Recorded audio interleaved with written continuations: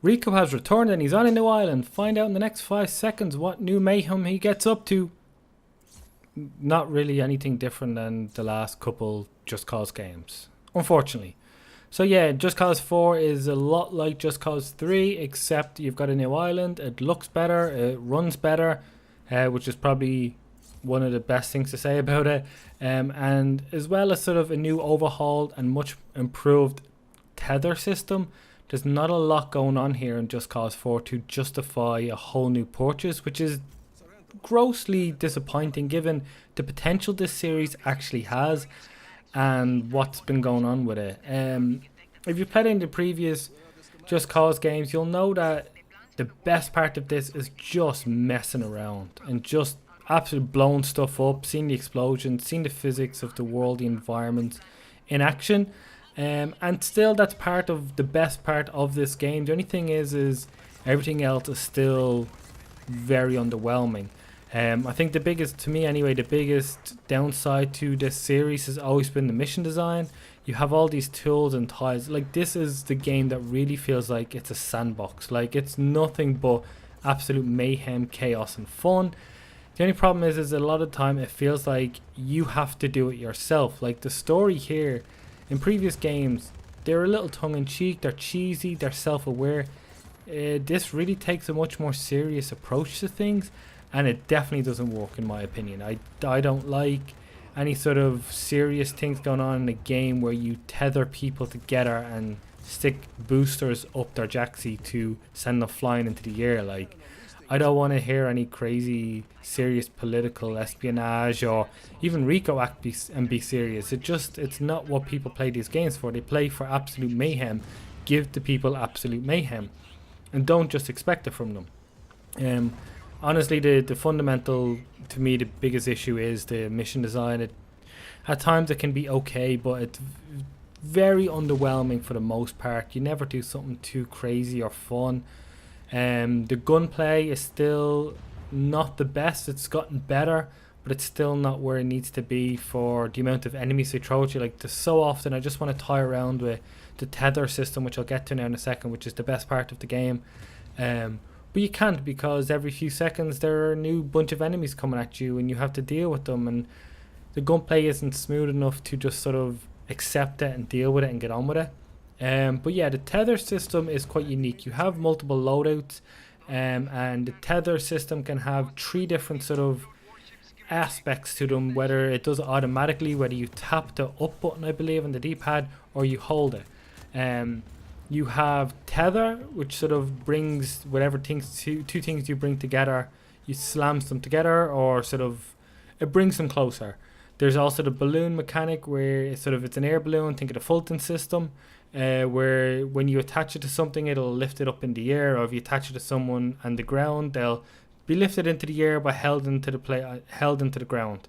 And you've also got the boosters. So before you'd have to tether people and then you'd attach boosters to them manually. Now the tether will do it automatically, which is pretty cool. And then from there you can apply different levels of aggression to that. So it can do it slightly, it can do it at a medium basis, or it can do it like quite aggressively. And especially like the tether system where you pull them together, if you do it on the highest, it can send people flying, it can send things all over the place. And that is some of the best fun of it, is giving you tools to mess around with, and then giving you a huge open world, which is rather beautiful, to be honest, to mess around with. Like I said, those enemies get in the way, and that's the craziest thing about a game where you have to fight and shoot things. Enemies get in the way. Like, I wish there was a way to sort of just switch it off or whatever, like traversing around the world with your wingsuit, your parachute, with a whole bunch of vehicles and planes and helicopters. All that's enjoyable, but it's not sustainable for dozens of hours, or at least multiple hours. It's fun every now and then to just jump off a big, like, go up in a helicopter, jump off and get going. But the thing is for everything that annoys me about the game, not annoys me, but everything that feels like a bit of a shortcoming, they've always thought of something to sort of make it a little better. Like, if you want to fast travel around the world, it's very quick. The loading is incredibly quick. There's an initial loading that's pretty long. But once you sort of do that, once you unlock sort of fast travel points, fast traveling to those areas is just a couple of seconds, so you can get around pretty quickly. Traversing the world with multiple means, like I said, the wingsuit, the parachute, your plane, your helicopter, all that's a lot of fun. It's just the core gameplay isn't great, and it never really has been. But I thought by now the fourth game, or at least I guess Just Cause 1 does count, but I think Just Cause 2 is when the game really sort of went onto people's radars. I thought by Just Cause 4 they would have nailed the gunplay and the mission structure, because I think they've always been two things lacking that people could overlook, or at least give them some leeway on, because they've created such a fun open world sandbox with so much tiles. Like I keep saying, this is, to me, when I think of a tie box game, I do think of Just Cause. But we're into Just Cause 4 now, and they haven't really fixed much. It's fun. Like, there's a whole new thing I haven't talked about, which is the weather system, which is there's sort of hurricanes and stuff that reach landfall and they rip areas apart, and seeing that visually is really impressive.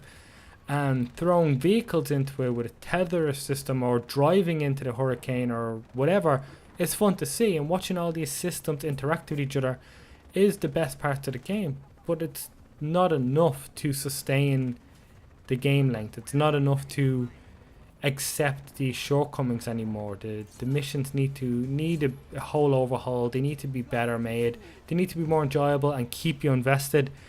They need to sort of realize exactly what they are in terms of personality. It's a dumb game, and it's fine to be a dumb game. Just accept that you're a dumb game and lean heavily into it. You've seen it with the Saints Row series. They did it, and it was really fun. But I think Just Cause 4 is unfortunately to me, it's a misstep in the series, and I don't know if we'll get a Just Cause 5 because of it. I do hope so, but I do hope in that if it happens that they do fix so many issues, because I actually can't recommend this game.